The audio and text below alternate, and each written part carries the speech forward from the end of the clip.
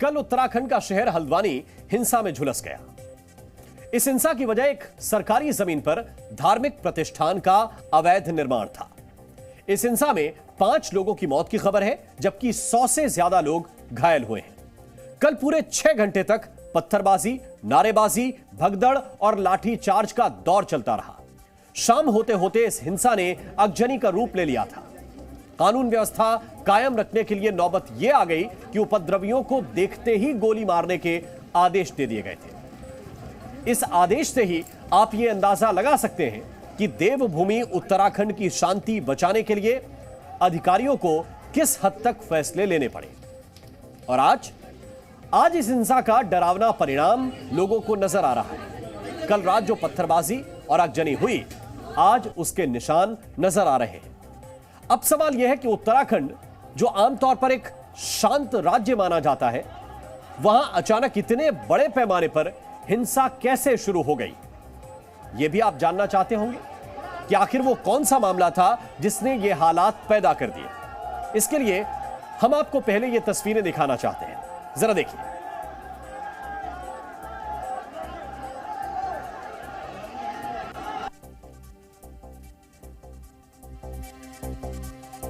दरअसल कल नगर निगम की टीम हल्द्वानी के बनभूलपुरा इलाके में एक सरकारी जमीन पर कब्जा छुड़ाने के लिए पहुंची थी। पिछले काफी समय से हल्द्वानी में एक मुहिम के तहत ऐसा किया जा रहा है, लेकिन बनभूलपुरा में सरकारी जमीन पर कब्जा करके जो इमारत बनाई गई थी वो कोई आम इमारत नहीं थी। बताया जाता है कि यहां पर मस्जिद, मजार और मदरसा बना लिया गया था।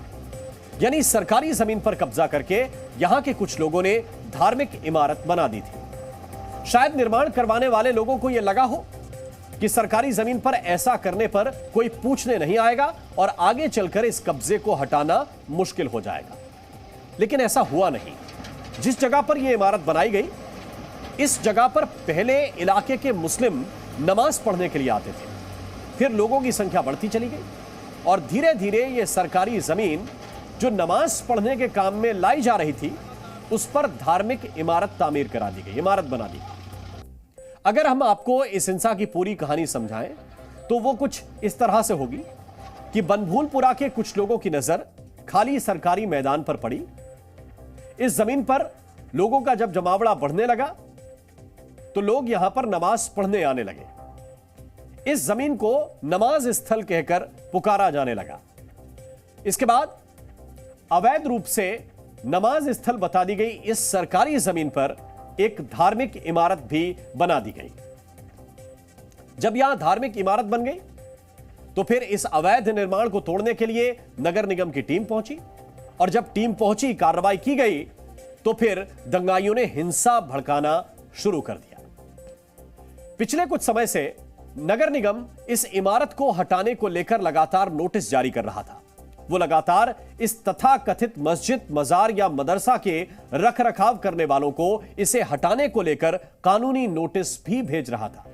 हमारे पास नगर निगम के नोटिस की एक कॉपी है, इसको जरा आप देखिए और समझिए भी। इस नोटिस में आप ये पढ़ सकते हैं, देख सकते हैं कि ये 30 जनवरी 2024 को जारी किया गया। तारीख आपके सामने है। यह नोटिस मलिक का बगीचा नाम के इलाके के अब्दुल मलिक नाम के व्यक्ति को जारी किया गया। इसमें साफ शब्दों में लिखा गया है कि बिना अनुमति के नमाज का भवन और मदरसा भवन का यहां पर अवैध संचालन किया जा रहा है।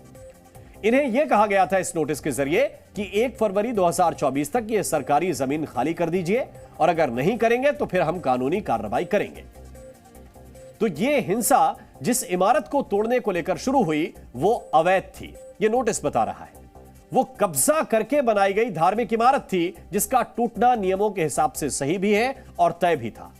जिन लोगों ने यह अवैध निर्माण किया था उन्हें भी यह मालूम होगा कि वो लोग मस्जिद जैसी पवित्र जगह को अवैध रूप से कब्जा करके बना रहे हैं। बावजूद इसके उन लोगों ने ऐसा किया। हमने आपको अवैध धार्मिक इमारत को खाली करने से जुड़े नोटिस की यह एक्सक्लूसिव कॉपी दिखाई है और इससे यह पता चलता है कि जिन लोगों ने यह अवैध निर्माण करवाया था, यह अवैध निर्माण किया था, उन्हें भी यह मालूम था कि ऐसा कुछ होगा। उन्हें यह भी मालूम था कि 1 फरवरी तक उनको यह जमीन खाली करनी ही होगी। बावजूद इसके उन्होंने इसको खाली नहीं किया। बल्कि आसपास के लोगों को नगर निगम और कानून व्यवस्था के खिलाफ खड़ा करने की कोशिश की, भड़काने की कोशिश की। इस धार्मिक इमारत का संचालन करने वालों ने इस नोटिस का कोई सार्थक जवाब नहीं दिया, कोई जवाब ही नहीं दिया।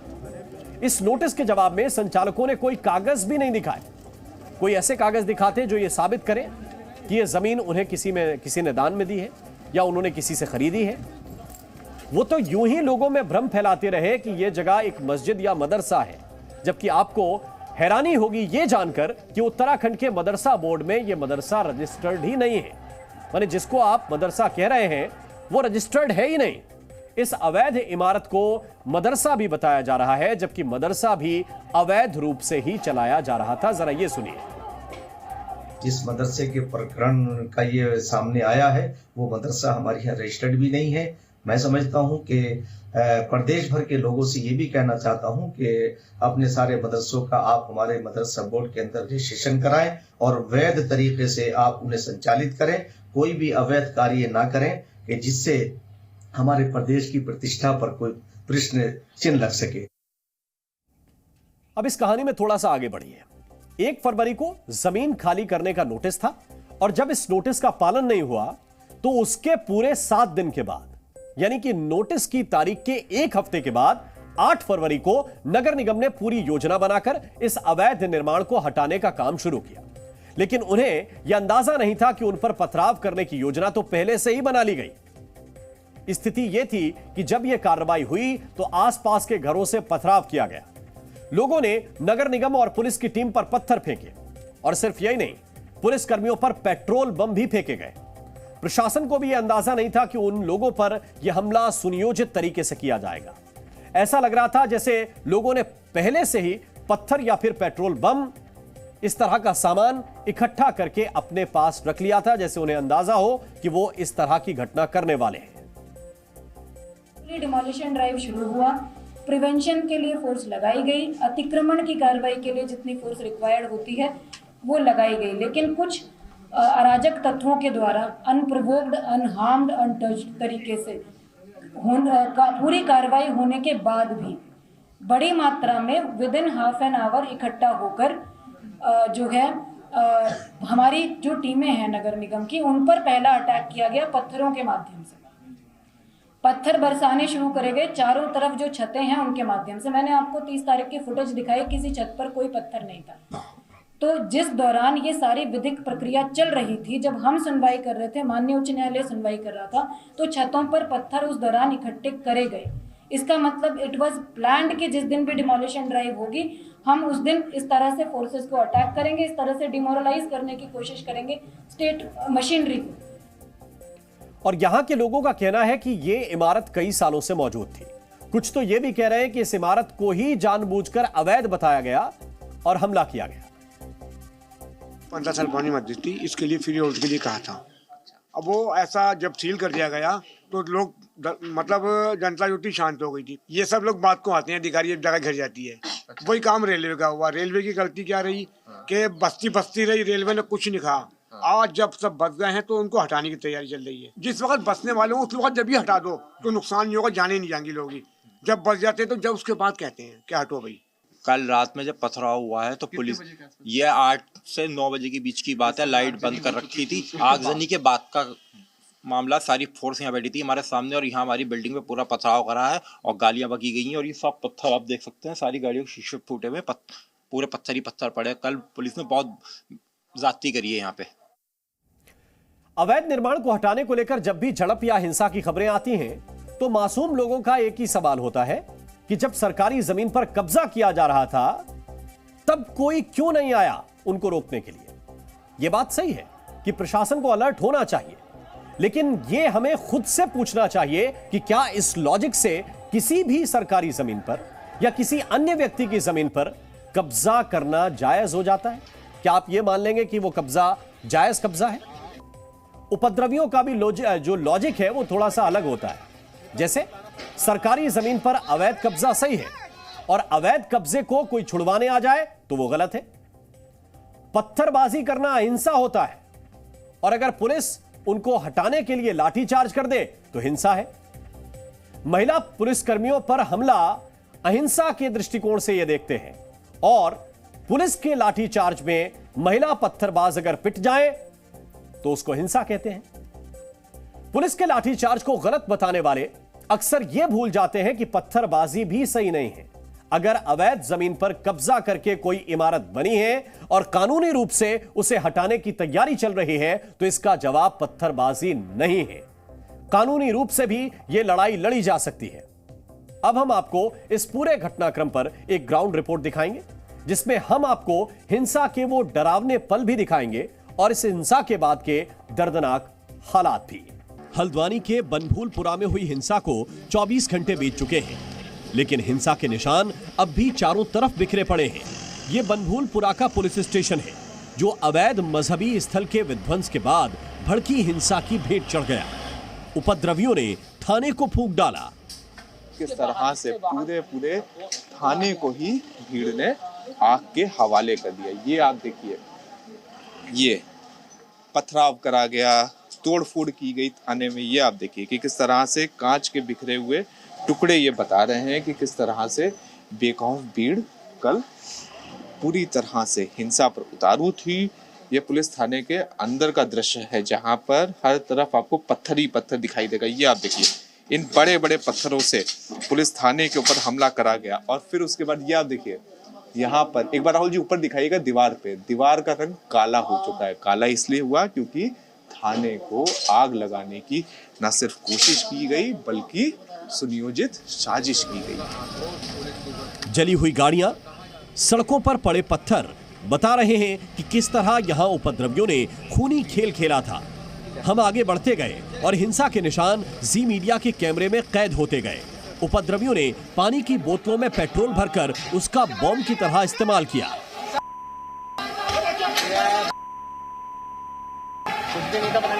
ये यहाँ पर गाड़ियां हैं और गाड़ियों के बीच में एक ये देखिए, इस बोतल में पड़ा हुआ है पेट्रोल और इस पेट्रोल के बगल में ये पड़ा हुआ है लाइटर।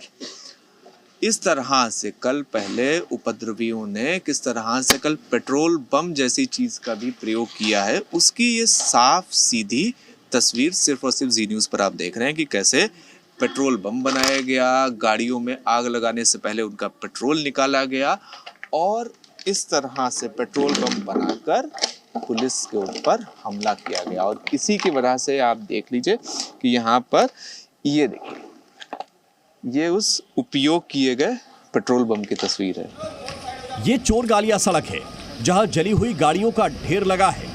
कल इस सड़क पर उपद्रवियों का कब्जा था, आज यहां फोर्स है। जेसीबी से जली हुई गाड़ियों को हटाया जा रहा है। यहाँ से ये जिन गाड़ियों में आगजनी की गई उनको यहाँ से उठाकर ले जाया जा रहा है। तो ये स्थिति बताती है कि किस तरह से हालात जो है वहाँ पर उस वक्त बेकाबू हो गए होंगे। और अब यहाँ से इन तमाम सामान को जिनको आग के हवाले किया गया, जिनके साथ तोड़ फोड़ की गई, उस तमाम सामान को जेसीबी के जरिए उठाया जा रहा है, यहाँ से ले जाया जा रहा है। ये सामने आप थाने की भी तस्वीरें देखेंगे, जो बनभूलपुरा का थाना है वहाँ पर आगजनी इसके बाहर की गई थी। और अभी ये जो तमाम यहाँ पर आप देखेंगे कैसे कालिक जमी हुई है और जो गाड़ियाँ थी जिसमें पुलिस की भी कई सारी गाड़ियाँ जो शामिल थी, इन तमाम गाड़ियों को आग के हवाले कर दिया गया। उपद्रवियों ने घरों की छत पर पत्थर जमा कर रखे थे, जिससे साफ है कि हिंसा का प्लान पहले ही बन चुका था। गलियों में दिख रहा ये खून बहुत कुछ कह रहा है। ये हल्द्वानी की गली है। राहुल जी एक बार दिखाइएगा, गली में खून के निशान आपको लपटे हुए दिखेंगे। ये देखिए, यहाँ से ये खून के निशान शुरू होते हैं और गली के आखिर तक आपको सिर्फ और सिर्फ खून का निशान ही, यानी ब्लड स्टेन्स ही दिखाई देंगे। ये आप देखिए, जिस तरह से कई लोगों के ऊपर 4 लोगों की जैसा से मौत हुई है, उसमें कुछ लोग ऐसे भी हैं जिनकी मौत गोली लगने से हुई है, क्योंकि कल पुलिस के ऊपर फायरिंग भी की गई थी, ऐसा बताया है जिला प्रशासन ने। और उसके पहले सबसे पहला सबूत आपको हम लोग जी न्यूज़ पर यहाँ पर दिखा रहे हैं। संदीप और विशाल हल्द्वानी नगर निगम के कर्मचारी हैं जो हिंसा का शिकार हुए हैं। संदीप और विशाल की जुबानी जब आप हिंसा की कहानी सुनेंगे तो आप भी सन्न रह जाएंगे। पहुंचे तो हमारे कर्मचारियों को थोड़ा बहुत को तो ऐसी हल्का में हल्ला उल्ला खाता ना, हमने सोचा चलो शांत जाएंगे, थोड़ी देर मारेंगे पत्थर, फिर शांत हो जाएंगे। पुलिस वाले डर के मारे, इसके बाद उन्होंने एकदम मारा पत्थर एकदम। वो तुम्हारे 4 बजे से 6 बजे तक हमारे पत्थर मारे इन लोगों ने। 4 बजे से 2 घंटे तक पत्थर लगातार। जिस वक्त हल्द्वानी नगर निगम की टीम अवैध मजहबी स्थल को हटा रही थी, उस वक्त पुलिस फोर्स भी मौजूद थे। उपद्रवियों ने घरों की छतों से पत्थर फेंके, जिससे नीचे मौजूद पुलिस कांस्टेबल मनीष बिष्ट की नाक पर पत्थर आकर लगा। मनीष ने बताया कि उपद्रवियों ने कैसे उनकी जान लेने की कोशिश की। जब वहां पर से अंधेरा हो गया था, अंधेरे का फायदा उठा के 3 तरफ से पत्थर आने लगे, तो बचाव करना बहुत मुश्किल हो गया। कितने आपके साथी थे, कितने पुलिसकर्मी थे उस वक्त जो ऐसे फंस गए थे उस समय? उस समय कम से कम 200 पुलिसकर्मी अंदर पीछे फंसे हुए थे, क्योंकि अंधेरा हो गया था और सब रास्ते इन्होंने बंद कर दिए थे, आगजनी हो रही थी। हल्द्वानी के बनभूलपुरा में तनाव है, कर्फ्यू लगा है। आज डीजीपी हल्द्वानी पहुंचे। डीजीपी ने हिंसा के दोषियों को कह दिया है, कहीं भी छिपले किसी को नहीं छोड़ा जाएगा। ये जितने भी लोग हैं इनके खिलाफ पुलिस सख्त कार्रवाई करेगी। जितना भी सरकारी प्रॉपर्टी का जो डैमेज हुआ है इनकी वसूली से की जाएगी, इनके खिलाफ सख्त कार्रवाई की जाएगी। और आगे के लिए एग्जाम्पल सेट किया जाएगा कि कोई भी कम्युनिटी या कोई भी आदमी अगर स्टेट को चैलेंज करने की कोशिश करेगा, जिला प्रशासन को चैलेंज करने की कोशिश करेगा या किसी सरकारी कर्मचारी पर जानलेवा हमला करेगा, तो उनके खिलाफ स्टेट बहुत सख्ती से निपटेगा। ऐसे लोगों के लिए एग्जाम्पल सेट करेंगे। कानून अपना काम करेगा। इसमें जिन लोगों ने भी सरकारी संपत्ति जलाई है या लोगों की संपत्तियां जलाई है, वाहन जलाए हैं, उसके सारे वीडियो फुटेज, फुटप्रिंट सभी उपलब्ध हैं। उसको चेक किया जाएगा, जांचा जाएगा और उस पर जो भी कार्रवाई है, विधि सम्मत जो कार्रवाई है, वो कार्रवाई यहाँ पर की जाएगी। हल्द्वानी में अब स्थिति कंट्रोल में है, लेकिन यहाँ की फिजा में अब भी तनाव है। जिस तरह से उपद्रवियों ने हिंसा को अंजाम दिया है, उससे ये साफ है कि इसके पीछे एक साजिश थी, जिसकी पड़ताल में अब एजेंसियां लगी हुई हैं। शिवांक मिश्रा, जी मीडिया, हल्द्वानी। उत्तराखंड के हल्द्वानी में कल क्या हुआ, यह आपने देखा। इसके बावजूद तौकीर रजा जैसे कुछ लोग सरेआम धमकी दे रहे हैं और कह रहे हैं कि अगर कोई हम पर हमलावर रहेगा तो उसे जान से मार देंगे।